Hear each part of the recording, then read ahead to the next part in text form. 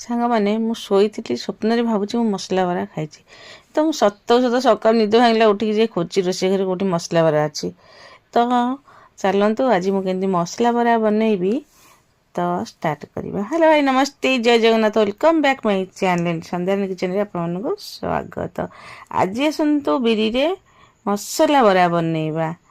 Video देखिए पूर्व like comment share निश्चय करें। फेसबुक देखिए फॉलो करें, यूट्यूब देखिए सब्सक्राइब करने को जमार भी भूलें। आज आसतु बिरी की बतुरें दबा, बतुरें ग्राइंडर कप रे छाणीदबा, छाणी देकी घूरेदबा, घूरे देकी गोटे पात्र अजाई दबा।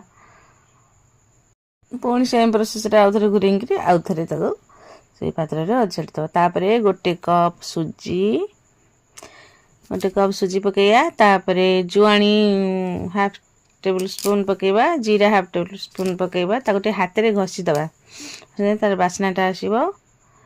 तापरे कटा कंचा लंका काटिक रखा पकेबा, भूसंग पत्र पकेबा, स्वाद अनुसार लुण पकेबा, गोटे फेणी दबा।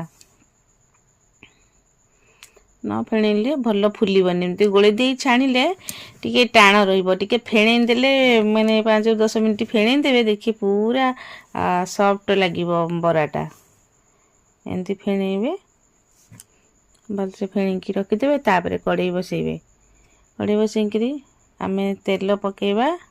जेहेतु आम मसला बरा करवा आम गोटे मसला बरा मटर आलू रे गोटे मसला कषा प्रस्तुत करवा।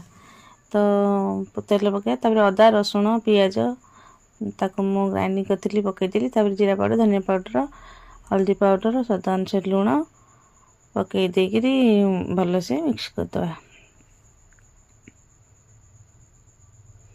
मसला ही आसलानी देखंतु। मु जो मटर आलू को सिझेकी चकट देती आलू को ता देहरे पकईदबा। कड़ई पकई दी एपट सेपट कषिदबा।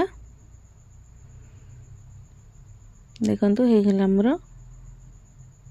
मसला।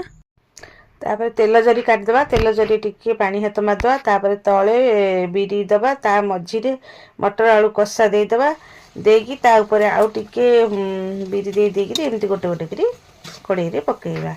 तो देखंतु हमर हे गला पूरा दिया बरा, मसला बरा। यह खातु अनेक खुआतु मटर तरकारी सहित चटनी सहित रोची। जय जगन्नाथ। पुणी देखा आउ गोटे वीडियो रे आउ गोटे रेसिपी सहित।